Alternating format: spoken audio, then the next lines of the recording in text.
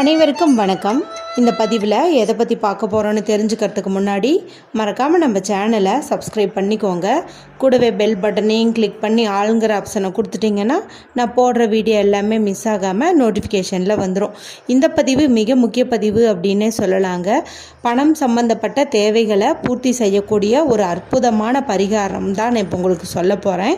இந்த பரிகாரத்தை எதற்காகலாம் செய்யலாம் அப்படின்னு பார்த்தீங்கன்னா, பணம் நம்ம வீட்டில் பெருகிட்டே இருக்கணும். இப்போ ஏதாவது நமக்கு ஒரு செலவு ஏற்பட்டுச்சு அப்படின்னாலுமே அந்த செலவான பணம் நமக்கு 2 மடங்காக வேறு ஏதாவது ஒரு வகையில் திரும்பி நம்மக்கிட்ட கிடைக்கணும் அப்படிங்கிறதுக்காகவும், இப்போ நம்ம வேறு யாருக்கிட்டையாவது பணம் கொடுத்து ஏமாந்துருந்தோம், இன்னும் அவங்க தரத்துக்கு டிலே பண்ணுறாங்க அப்படிங்கும்போது வர வேண்டிய தொகையானது தடையில்லாமல் நம்மக்கிட்டேயே சேருவதற்கும் இந்த பரிகாரத்தை செய்யலாம்.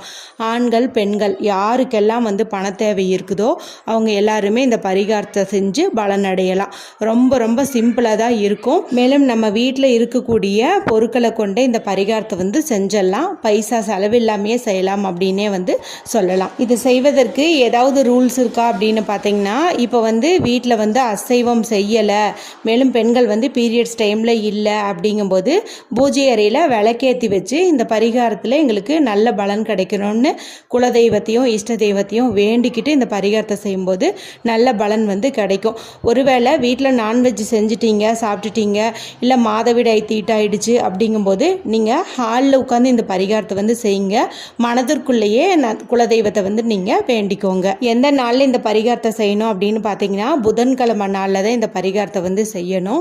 ஒருவேளை சூழ்நிலை காரணமாக இந்த வாரம் புதன்கிழமை உங்களால் இந்த பரிகாரத்தை செய்ய முடியல அப்படிங்கும்போது நீங்கள் அடுத்த வாரம் புதன்கிழமை கூட செய்யலாம். நல்ல பலன் உங்களுக்கு கிடைக்கும். புதன்கிழமை அப்படிங்கிறத பார்த்தீங்கன்னா புதன் பகவானுக்கு உரியது.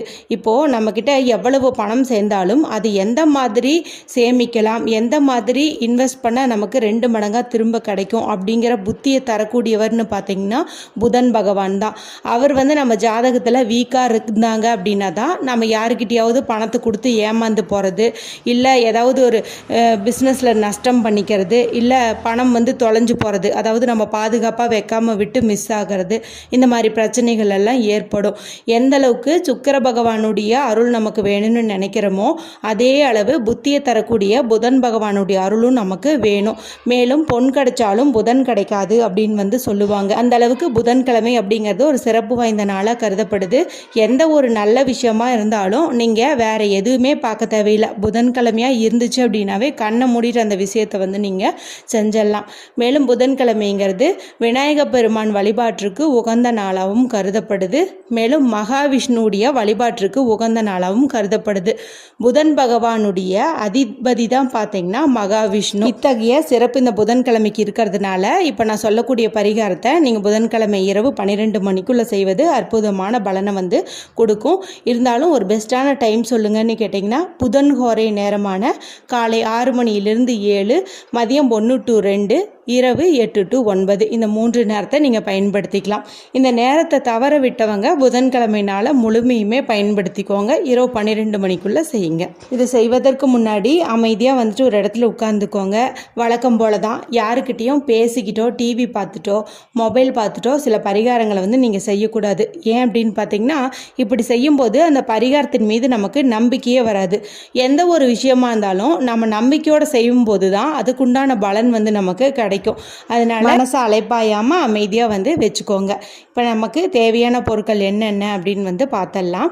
ஒரே ஒரு வெற்றிலை தேவைப்படுது. இந்த வெற்றிலை பார்த்திங்கன்னா நல்ல காம்பு ஃப்ரெஷ்ஷாக இருக்கணும், நுனியும் நல்லா இருக்கணும். அந்த மாதிரி வெற்றிலையை பார்த்து எடுத்துக்கோங்க.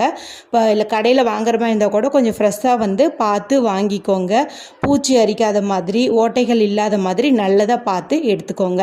இதை ஒரு மஞ்சள் கலந்த தண்ணீரில் நல்லா அலசிக்கோங்க.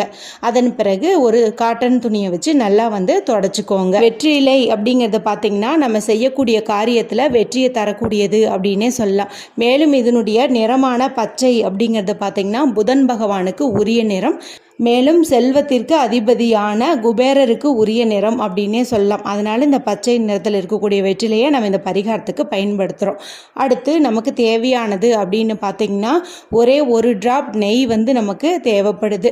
சுத்தமான பசு நெய் கிடச்சிச்சு அப்படின்னா நீங்கள் அதை பயன்படுத்துறதுக்கு முயற்சி செய்யுங்க.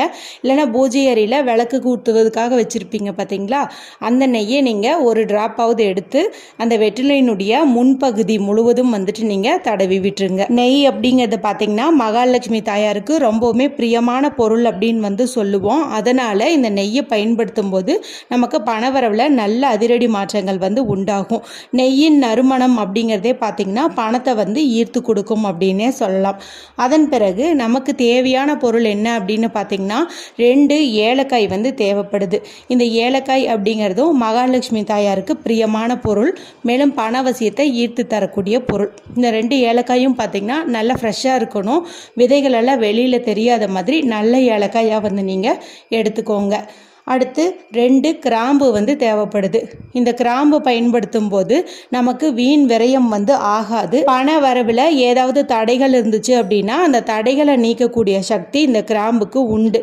இந்த கிராம்பு பார்த்திங்கன்னா நல்ல முழு கிராம்பாக இருக்கணும். அதாவது மேலே மொட்டுக்களோடு இருக்கிற கிராம்பாக நீங்கள் பரிகாரத்துக்கு எடுத்துக்கணும். 2ங்கிற எண்ணிக்கையில் எடுத்துக்கோங்க. அடுத்து நமக்கு தேவைப்படுறதுன்னு பார்த்திங்கன்னா ஒரு சிறு துண்டு பச்சை கற்பூரம் தேவைப்படுது. நான் சொல்லி நீங்கள் தெரிஞ்சுக்கணுன்ட்டு இல்லை, பச்சை கற்பூரம் எந்த பரிகாரத்தில் நம்ம சேர்த்துக்கிட்டாலும் கண்டிப்பாக அதற்குண்டான பலன் உடனடியாகவே கிடைக்கும். மேலும் பணவசியத்திற்கு முதலிடம் பிடிக்கிறதும் பார்த்திங்கன்னா இந்த பச்சை கற்பூரம் தான். இது கூட நம்ம ஒரே ஒரு பொருள் சேர்த்த போகிறோம். அது என்ன அப்படின்னு பார்த்திங்கன்னா 5 ரூபாய் நாணயத்தை சேர்த்த போகிறோம். இந்த 5 அப்படிங்கிறது பார்த்திங்கன்னா புதன் பகவானுக்கு உரிய எண். மேலும் 5 ரூபாய் நாணயம் அப்படிங்கிறது பார்த்திங்கன்னா குபேரருக்கு உகந்த நாணயம். பணவரவு அதிகரிக்கணுங்கிறதுக்காக தானே இந்த பரிகாரம் செய்கிறோம். அதனால் நம்ம 5 ரூபாயை எடுத்துக்கிறோம். அடுத்து மஞ்சள் நிறத்தில் இருக்கக்கூடிய ஒரு நூல் எடுத்துக்கோங்க. ஒருவேளை உங்ககிட்ட வெள்ளை நிறத்தில் தான் நூல் இருக்குது அப்படிங்கும்போது நீங்கள் அதை மஞ்சளையும் தண்ணீரையும் நல்லா ஒரு பேஸ்ட் மாதிரி கலந்து அந்த நூலில் தோய்த்து எடுத்திங்கன்னா அது மஞ்சள் நிறமாக மாறிடும். கண்டிப்பாக மஞ்சள் நூலை தான் பயன்படுத்தணும். இப்போ என்ன பண்ணுறீங்க அப்படின்னா இந்த வெற்றிலை இந்த பொருட்கள் எல்லாம் வச்சிருக்கிறோம் இல்லையா, இது கீழே விழுகாத மாதிரி நல்லா அந்த வெற்றிலையை ஒரு பேக்கெட் மாதிரி நீங்கள் மடித்து நல்லா கட்டிக்கோங்க. அதாவது அந்த பொருட்கள் கீழே விழக்கூடாது, அந்த மாதிரி கட்டிக்கோங்க. இப்போ இந்த வெற்றிலையை நல்லா இந்த மஞ்சள் தேய்த்த நூலால் நல்லா சுற்றிக்கோங்க. அதன் பிறகு இதில் நீங்கள் 5 முடிச்சு போட்டுக்கோங்க. இப்போ உங்களுடைய இடது கையில் வச்சுக்கோங்க, வலது கை கொண்டு மூடிக்கிட்டு எனக்கு பணவரவு நல்லா அதிகரிக்கணும், வீண் விரயம் ஆகக்கூடாது, வற்றாத செல்வம் பெருகணும், அல்ல குறையாத பணவரவு ஏற்படணும், பணவரவில் எந்த தடையும் இருக்கக்கூடாது அப்படின்னு பணவரவிற்குண்டான நேர்மறையான எண்ணங்களை நீங்கள் இதில் சொல்லிடணும். அதாவது உங்களுடைய பண தேவைக்கான வேண்டுதல்களை இதை நீங்கள் கையில் வச்சுட்டே வேண்டிக்கணும். இப்போ பூஜை அறைக்கு செல்லக்கூடிய வாய்ப்பு இருந்துச்சு அப்படின்னா அங்கே ஒரு 5 நிமிஷம் நீங்கள் இதை வச்சு வழிபாடு செஞ்ச பிறகு நீங்கள் இதை எடுத்துகிட்டு போயிட்டு உங்களுடைய பர்ஸ்லேயோ பீரோலையோ வைக்கிறது சிறப்பு. பூஜை அறைக்கு போக முடியாதவங்க மனசுக்குள்ளாரையே வழிபாடு செஞ்சுட்டு இதை கொண்டு போயிட்டு நீங்கள் உங்களுடைய பீரோவில் வச்சுக்கோங்க. இது எங்கே இருக்கோ அங்கே கண்டிப்பாக பண வரவு ஏற்படும். ஏன்னா இதில் இருக்கிற ஒவ்வொரு பொருட்களுமே பார்த்தீங்கன்னா பணவசியத்தை ஈர்த்து தரக்கூடிய பொருட்கள் அப்படின்னே சொல்லலாம். அடுத்து உங்களுக்கு ஒரு சந்தேகம் வரலாம், எத்தனை நாள் இந்த முடிச்சு அப்படியே நம்மளுடைய பீரோலையோ பர்ஸ்லையோ இருக்கணும் அப்படின்னுட்டு. மற்ற மூலிகை பார்த்தீங்கன்னா காஞ்சிச்சு அப்படிங்கும்போது அது நெகட்டிவ் வைப்ரேஷனை ஈர்க்குங்கிறதுனால நம்ம அதை அப்புறப்படுத்தணும் அப்படின்னு சொல்லுவாங்க. ஆனால் வெற்றிலைக்கு அந்த மாதிரி கிடையாது. இது காஞ்சிருந்தாலும் ஒன்றும் தவறு கிடையாது. அதனால் நீங்கள் இதை அப்படியே வச்சுருங்க. ஆனால் உள்ளே வச்சுருக்கிற இந்த ஏலக்காய், கிராம்பு, பச்சை கற்பூரம் இதெல்லாம் பார்த்திங்கன்னா வாசம் இழக்கும் இல்லையா, அந்த சமயத்தில் அதாவது ஒரு 3 மாதம் கழித்து இதில் இருக்கிற பொருட்களை எல்லாம் நீங்கள் கால்படாத இடத்துல போட்டுருங்க. இதில் இருக்கிற 5 ரூபாய் நாணயத்தை நீங்கள் மங்கள பொருட்கள் வாங்கிறதுக்கு பயன்படுத்திக்கோங்க. இந்த பரிகாரம் செஞ்சதுக்கப்புறமா உங்கள் வீட்டில் நல்ல பணவரவு அதிகரிக்குது அப்படிங்கிறத நீங்கள் மனதார உணர்ந்த பிறகு திரும்பவும் ஒரு நாள் புதன்கிழமையாக பார்த்து இதே பரிகாரத்தை நீங்கள் செஞ்சு பலனடையலாம். வீடியோ குறித்து உங்களுக்கு ஏதாவது சந்தேகங்கள் இருந்துச்சு அப்படின்னா எனக்கு கமெண்ட் பண்ணுங்கள். மற்றும் ஒரு பயனுள்ள பதிவில் உங்களை சந்திக்கிறேன். நன்றி, வணக்கம்.